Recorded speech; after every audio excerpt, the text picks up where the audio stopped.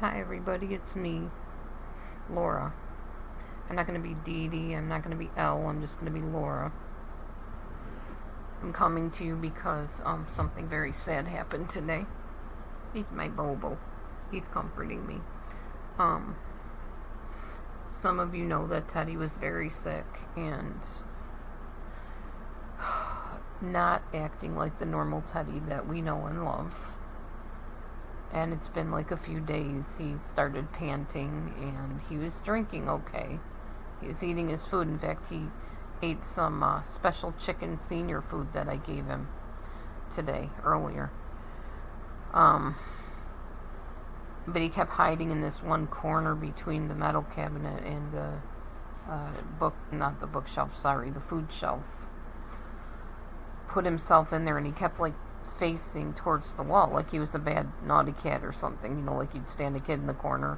And I felt bad about it, so I'd keep pulling him out and trying to feed him and trying to find out what was wrong, and it just didn't matter what I did. He just wasn't comfortable, and I could tell. So I tried to shave his belly today to maybe make him cooler because it's so hot out and stuff, and I was going to give him a bath and wash him a little bit, but he just wasn't comfortable. He didn't want to be shaved, so we gave up on that. Brought him in, set him down, and he couldn't stand. He just sort of flopped over onto his side, and I didn't understand what was going on, and I kind of knew that we've known that he was going to pass away at some point. Anyway, he finally got up, he stood, and he walked over to the same corner, and the interesting thing was that he turned himself around, backed into that corner, and left his face hanging like outside of the corner, and laid down and just started panting really hard and just looking totally uncomfortable, and he couldn't get comfortable. He just kept flip-flopping and kind of as much as he could on his side, and I walked over there and I said, "It's okay, Teddy, you can go, you don't have to stay anymore, you don't have to hurt." I laid hands on him and I just said, "Father, please don't let him suffer. Please just take him home with you. Let him go, let him be with you, let him stop hurting or suffering." If he was even suffering, I don't know, I'm not inside his body, so I can't tell, but apparently if a cat does not yowl or scream out, they're not really in pain. Their body's just literally shutting down for the end of life. And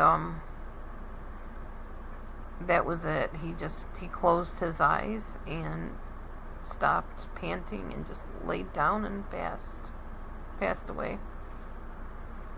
And it was really sad. We made him a little cemetery plot out in the yard because I own my property, so there's no problem with that. I always buried my pets when I was a kid too. I had lots of pets buried in the yard. I guess as a child I didn't really understand death very much, and now I do, and it's still hard every time. No matter when you lose a fur baby, it's hard.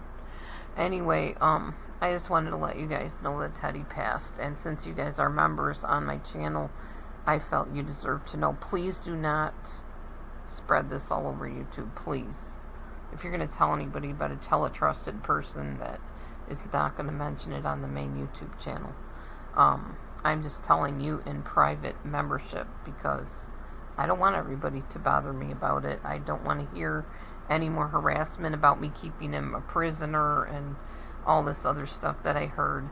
I was not keeping him a prisoner. I was keeping him indoors so that we could clean him up, keep him from the fleas, and make him more comfortable. I would never harm a cat, period. I have never harmed my cats. And it's not fair what I'm being put through over this whole thing. So I don't want anybody to know that he's passed away. I'm sure it'll come out eventually. But I don't want a big harassment over it. I really don't. So please keep it quiet. Keep it between us. I appreciate that. That's why I have a membership for private things, so that only trusted members can know what's going on with me. I need to be a lot more careful about what I say on public YouTube from now on too. I'm not going to be talking about the health of my animals or my job or anything like that. It ends up getting used against me in the end, and it's not worth it. Anyway, so rest in peace, teddy bear. You lived a lot longer than anybody thought you would. All the vets thought you were going to die the day we brought you in, and they were amazed when we brought you back months later and said, "What did you do? This cat is doing so well. You're obviously doing something right." And, you lived years beyond what they thought you would, so doesn't make it any easier to lose an animal, because it's not easy. It's painful. It hurts. I cried. Carol called me up because Matthew reached out to her because he didn't know how to comfort me. And she talked to me. She said, "Mom, you did the best you could. I mean, you were there for that cat. You gave him all the love and the cuddles and the good food. And you took really good care of him. It was just his time." Ugh, I hate death. Anyway, I just wanted to tell you guys. I wanted to tell somebody on YouTube, but people I trust, not blab it all over and turn it into some messy, nasty, vile thing that they can. So, like I said, keep it private between us. I appreciate that. I'll talk to y'all soon. Have a great day. Be blessed. Shalom.